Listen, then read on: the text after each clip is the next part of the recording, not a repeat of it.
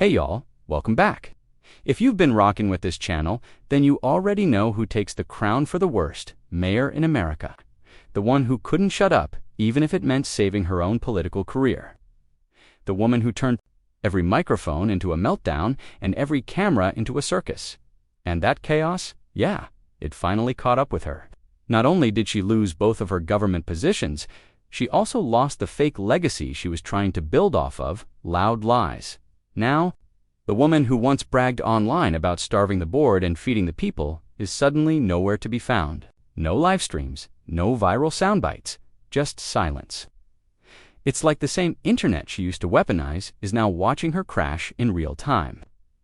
From shouting about power to whispering behind lawyers, that spotlight she chased, it burned her. And, baby, the internet always remembers. I'm the bull and I'ma feed the people. Just remember that. What?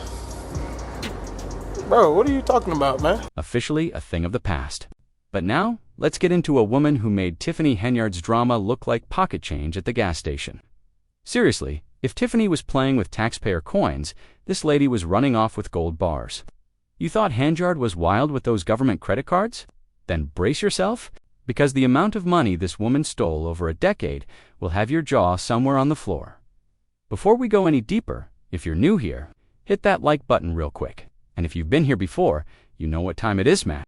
That thumbs up too. Go ahead and hit that notification bell so you don't miss when we expose the next public clown. Whether it's one click or all of them, it really helps this channel keep cooking. Now, let's talk about this queenpin of county corruption. Her name is Elizabeth Gutterdot.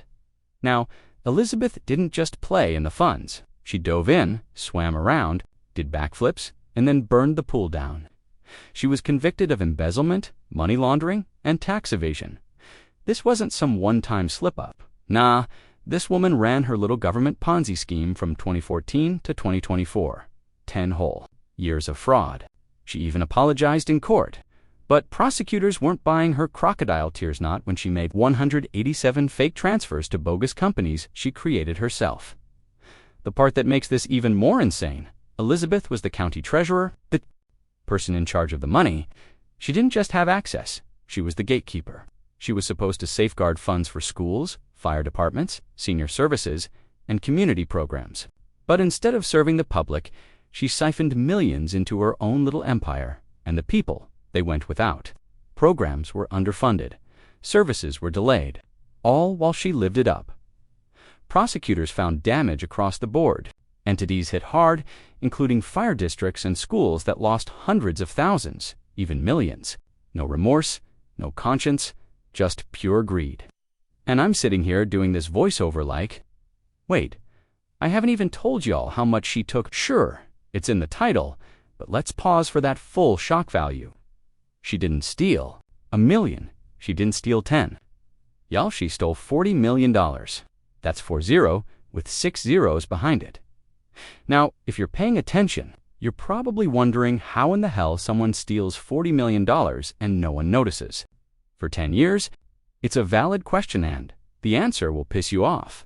Turns out, Elizabeth didn't just know the system she ran it. She was a trusted friend, a longtime colleague, and a known face in the community. That's how she did it. She hid behind relationships, and everyone gave her the benefit of the doubt.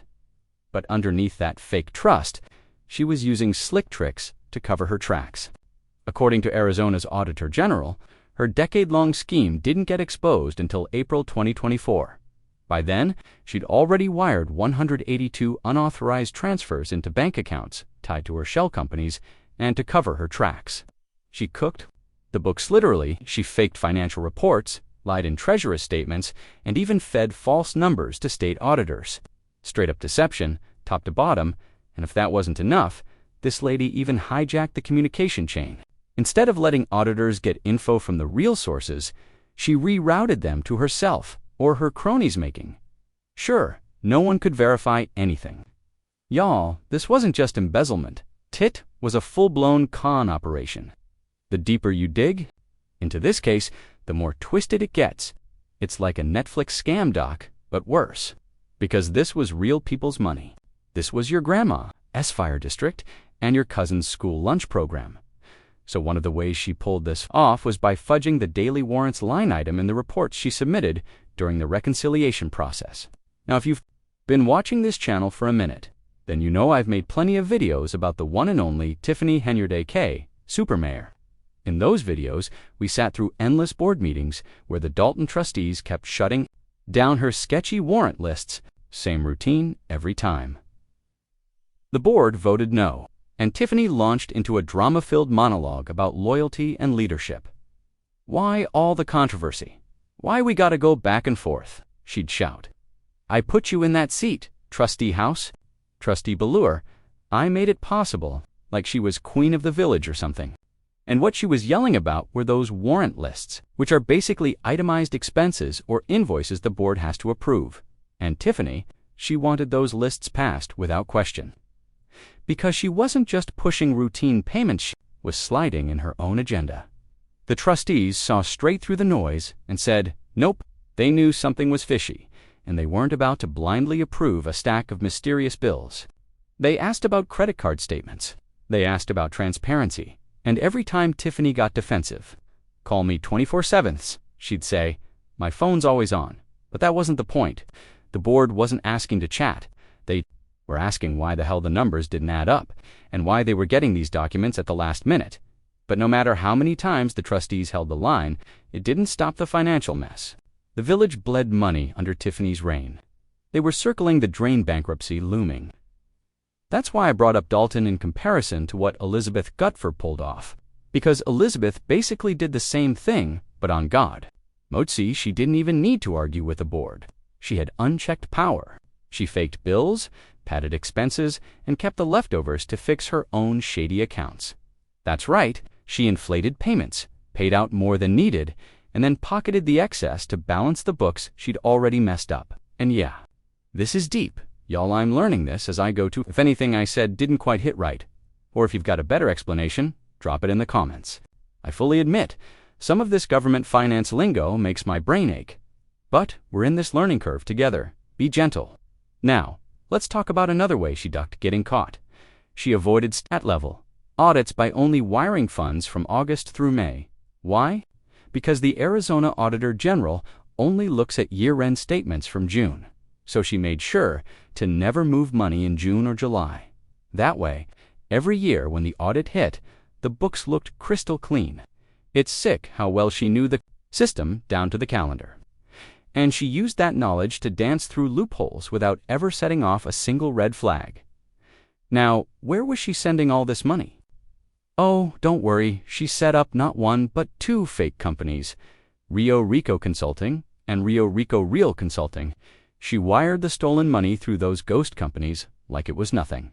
10 years, 187 transfers, all to her own secret accounts, and by the time anyone caught on, she had embezzled exactly $38.7 million. Yeah, basically $40 million. Just let that number hit you again. So let me just show y'all how deep this rabbit hole goes. I started digging into the actual wire transfers, and when I say this woman was bold, I mean bold. From day one, she went in there like she had a whole master plan already in motion. No hesitation, just money funneling nonstop. And by the time we hit 2021 and 2022, them numbers started skyrocketing. It's like the longer she got away with it, the more confident she became. Straight up criminal muscle memory. And it was the same to fake companies every time. Rio Rico Consulting and Rio Rico Real Consulting, every transfer went through them like clockwork. Just scroll down that list and boom, millions on top of millions, until finally at the bottom, the grand total hits $39,412,100. I mean, girl, what? That ain't just greed. That's a whole heist movie. You're going to jail, sweetheart. You're going to jail. And what kills me is how she clocked in every day with a smile, looking folks dead in the face like she wasn't robbing them blind. Her old colleague said he knew her for 50 years. That's what made it worse. She wasn't just some stranger to these people. She was their friend, their trusted elected official. And all the while, she was gutting their county. From the inside, folks even drove to witness her sentencing. That's how deep the betrayal ran. And when she stood in court to take her 10-year sentence for embezzlement, money laundering, and tax evasion, I'm sure people were thinking, she Earned every day of it. Because from where I'm standing, this wasn't some slip-up or impulsive scheme. This was a full-blown blueprint, a hustle with a 10-year timeline. She won people's trust. She ran for office with all the right talking points, and she made herself sound like a savior. She promised to fix the mess left by the last treasurer. Said she'd work weekends and nights to get reports in on time. Baby Shaded work weekends stealing $40 million while wearing a county badge. The same article even talks about how she claimed she had the experience land development, customer service, taxes, accounting, all the buzzwords, and people believed her. But the part that made my jaw drop was her tie to Rio Rico Properties. That company had sketch written all over it from the start.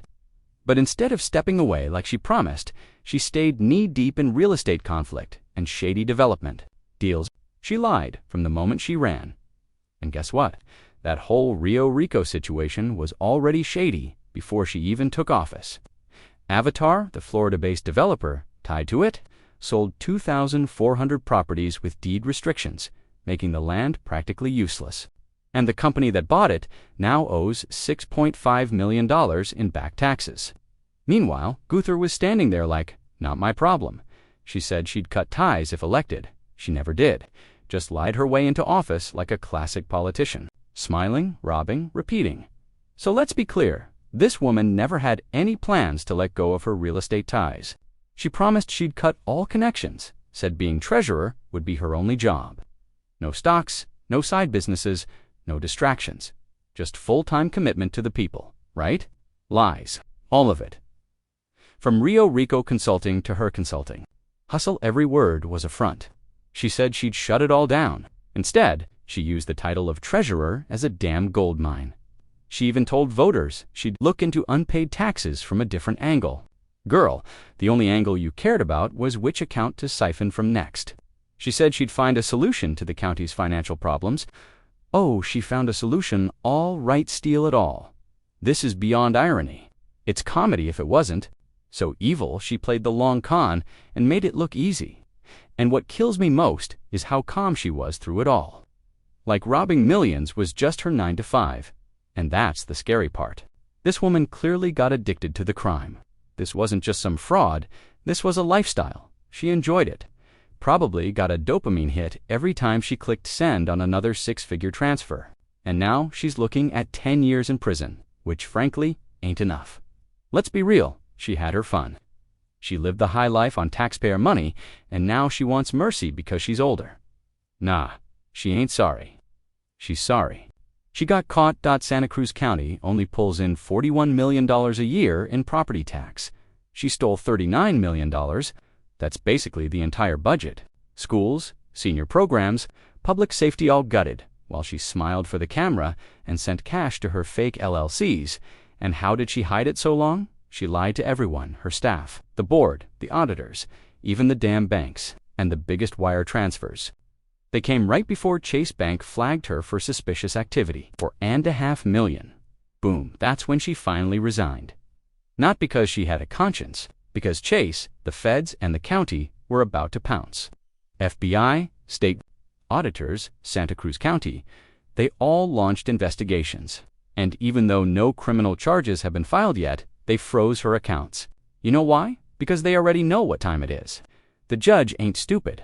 They saw she was ready to hide the money or move assets before the hammer dropped. That's not innocence. That's guilt with a backup plan. But here's where it gets extra dirty. She didn't just lie. She bought loyalty. The auditor's report says she convinced her deputy treasurer to hand over full account access. Then she buttered up her staff with gifts. $6,000 for an air conditioner, paying personal cell phone bills, letting someone's sister drive one of her cars, birthday money, wedding gifts, even letting an employee's daughter get married at a ranch and taking them on luxury getaways to San Marcos, Mexico. This ain't. A job. It was her personal kingdom. And you know what really seals the deal? The county board missed every damn red flag. There was literally a monthly cash report that didn't change, by even a penny for 14 months straight. 14. And nobody raised an eyebrow. No audit alarms, no questions, just vibes. That's either peak negligence or quiet complicity. Because ain't no way A government report looks copy-pasted for over a year, and nobody thinks to ask why. But tell me how you feel, because I'm sitting here wondering 10 years. That's it. After she robbed an entire county blind, manipulated a whole staff, ran a full-fledged wire fraud operation, and lied to the public for a decade. That ain't justice. That's a damn vacation. She basically ran a Ponzi scheme in a government office and walked away with a sentence that doesn't match the crime. The whole community asked for the maximum, and still, she got 10 years. That's not just frustrating, it's insulting, because this wasn't a mistake. This was methodical, cold-blooded, long-term theft.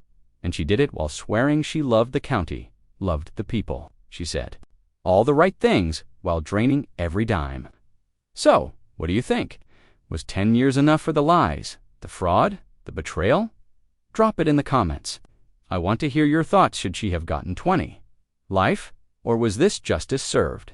And hey, if you stuck around this long and enjoyed the breakdown, make sure to hit that like button, drop a comment, and don't forget to subscribe to the channel. Trust me, we've got plenty more heat coming, because this ain't the only crook with a badge and a title.